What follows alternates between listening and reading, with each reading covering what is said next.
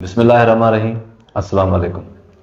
तव्हांजी ज़िंदगीअ में दोस्त अचनि था, वरी हलिया था वञनि, वरी नवां दोस्त अचनि था, वरी हलिया था वञनि। चंद महीना तव्हांजी ज़िंदगीअ में रहनि था, वरी नंढी नंढी ॻाल्हि ते इख़्तिलाफ़ था थियनि, वरी उहे हलिया था वञनि।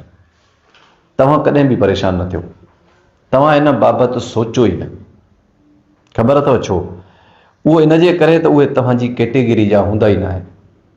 हू नंढी कैटेगरी जा हूंदा आहिनि, तव्हां ॾे ग़लतीअ सां अची वेंदा आहिनि। हुननि जी कैटेगरी नंढी हूंदी आहे, हू बेसमझीअ में अची वेंदा आहिनि, नासमझीअ में अची वेंदा आहिनि। तव्हांजी कैटेगरी जेतिरो हू पुॼी न सघंदा आहिनि, इन जे करे हू तव्हांजी ज़िंदगी मां हलिया था वञनि।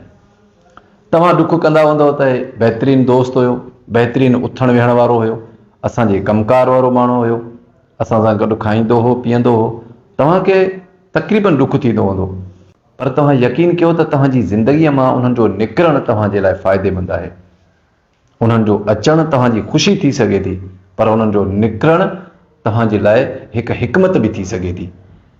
दुनिया जो को बि कमु अगरि कमु ठहंदो आहे त असां उनखे फेवर सम्झंदा आहियूं, अगरि कमु डरंदो आहे त असां पंहिंजो नुक़सानु सम्झंदा आहियूं।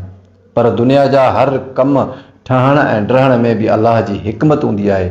उहे माण्हू तव्हांजी ज़िंदगीअ मां अलाह सभ खां पहिरियां कढी छॾींदो आहे त मतां तव्हांखे को नुक़सानु पहुचे, मतां तव्हां इन ते 100% खां 200% एतबार करे को कमु करे वियो, तव्हां पंहिंजे दिलि जा राज़ उनखे ॿुधाए वियो। इन जे करे मुंहिंजो रब ताला तव्हांजो सजणु आहे, उहो तव्हांजे लाइ बहितर सोचे थो।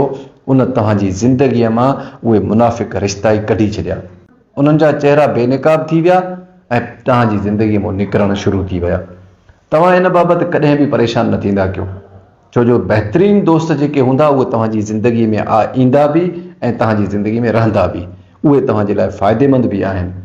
ऐं सुठा दोस्त ओड़े जा, पाड़े जा, परे जा जेके बि हूंदा न, मुख़लिस, उहे तव्हांजी ज़िंदगी में रहंदा। छो जो तव्हां अगरि मुख़लिस आहियो त तव्हांजी ज़िंदगीअ खां कॾहिं बि परे न वेंदा। परे वञी बि तव्हांखे हमेशह वेझो लॻंदा। तव्हां सम्झंदव त मूंखे फ़लाणे सां मिलणु खपे, मुंहिंजो दोस्त आहे, मां हिन सां दिलि जो हाल ओरियां, भले केतिरो बि परे हुजे, 5 सालनि